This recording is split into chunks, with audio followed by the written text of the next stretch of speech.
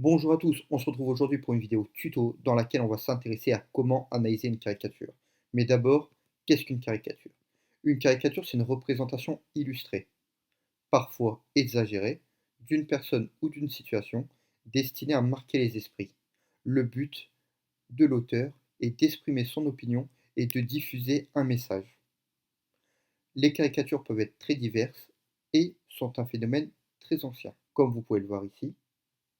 Ici, vous avez des caricatures sur des sujets très divers, avec des messages très différents.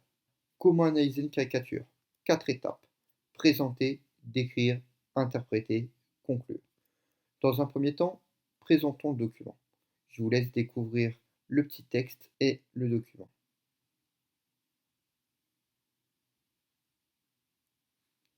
C'est bon pour vous? Première étape, la méthode Danse.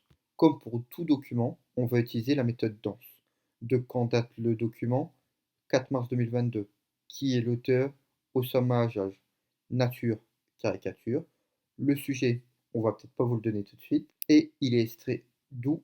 D'un article de France 24. On passe à la deuxième étape, c'est d'écrire le document, c'est dire ce que vous voyez, ce qui vous saute aux yeux, puisque le but d'une caricature, ça doit être d'être facilement compréhensible. Donc, qu'est-ce qu'on voit? Vous remarquez que je vous ai mis des petites questions à vous poser, que vous allez retrouver sur la fiche outils. C'est les questions que vous devez vous poser pour guider votre description. Donc, qu'est-ce qu'on voit? Au premier plan, deux groupes de personnes séparés par des barbelés qui semblent faire face à une frontière. Donc, on voit deux groupes de personnes. D'un côté, un groupe de personnes blondes avec un drapeau ukrainien. De l'autre, un groupe de personnes du Moyen-Orient avec un drapeau syrien, qui font face tous les deux à une frontière, sauf que d'un côté, la frontière est ouverte avec un tapis welcome, et de l'autre, la frontière est fermée, avec un garde visiblement européen, vu le drapeau, qui les dirige vers des tentes en arrière-plan. Ça, c'est de la description. On n'explique pas le document, on dit ce qu'on voit. La dernière partie, c'est interpréter une caricature. Qu'est-ce que veut dire la caricature? Quel message veut-il faire passer? Qu'est-ce qu'a voulu dire l'auteur? Ici, l'auteur semble vouloir dire, selon moi, que les réfugiés ne sont pas accueillis de la même façon s'ils viennent d'Ukraine que s'ils viennent de Syrie. Pour comprendre ce message de l'auteur, il faut connaître le contexte. C'est très important. Donc, vous vous souvenez, on a dit que la caricature datait de début mars 2022, donc au début de la guerre en Ukraine. Et de l'autre côté, on peut voir des Syriens. C'est une référence à la guerre civile syrienne et à comment les Syriens ont été accueillis en Europe. Enfin, dernière question que vous devez vous porter, c'est quelle est la portée de la caricature? Vers qui est-elle destinée? Là, la caricature semble destinée aux Européens pour les inviter à réfléchir sur l'accueil fait aux réfugiés, qu'ils soient européens ou non européens.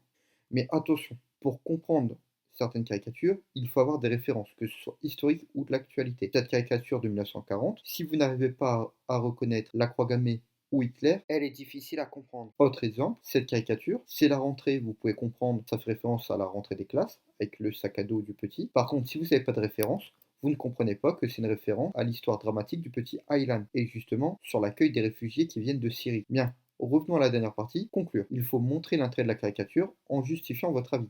Il faut donner des preuves. C'est la partie la plus difficile, surtout pour des collégiens. La caricature est-elle convaincante? Si oui, pourquoi? Sinon, pourquoi? Est-ce que la caricature fonctionne pour faire passer le message de l'auteur? Encore une fois, si oui, pourquoi? Sinon, pourquoi? Et enfin, la caricature correspond-elle à votre opinion? Je l'ai mis en rouge, c'est très dangereux. Donc, je vous conseille, si vous êtes au collège, d'éviter cette question et sinon de prendre des pincettes. Je vous invite à utiliser cette fiche outil, analyser une caricature, que je mets à votre disposition dans la description et qui, de façon un peu plus complète, doit vous permettre d'analyser une caricature.